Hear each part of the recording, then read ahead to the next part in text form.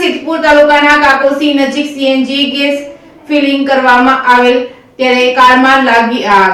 સિદ્ધપુર તાલુકાના કાકોસી નજીક CNG gas refilling કરવામાં આવી રહેલ એક ગાડીમાં અચાનક આગ લાગતા ગાડીને ધક્કો મારી પંપથી દૂર કરવામાં આવી હતી। તેમજ શહેર તેમજ ગ્રામ્ય વિસ્તારોને જોડતા હાઈવે માર્ગો પર અવારનવાર ગમે કારણોસર કારમાં આગ લાગવાની ઘટનાઓ ઘણી વખત પ્રકાશમાં આવતી હોય છે। ત્યારે આવી જ રીતે આગ લાગવાની ઘટના પાટણ જિલ્લાના સિદ્ધપુર તાલુકાના કાકોસીથી મેથાળ ચોકડી નજીક માર્ગ પર ગેસના પંપ પર ગેસ ભરાવતી વખતે ઓચિંતી આગ લાગતા ગેસના પંપ પર અફરાતફરીનો માહોલ સર્જાયો હતો। આગ લાગવાની ઘટના સ્થળ પર કેટલાક રાહદારીઓ દ્વારા વાહન ચાલકો દ્વારા જાણવા મળી હતી।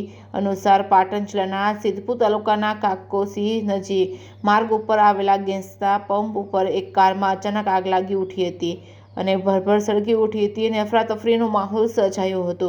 આગ લાગતા જ આગે વિકરાળ સ્વરૂપ ધારણ કરી લીધું હતું। ભયાનક અને વિકરાળ આગના કારણે કાર બળીને ભડથું થઈ હતી। કોઈ જાનહાની થવા પામી નથી। Reporting by Praveen Panchal, મેસર।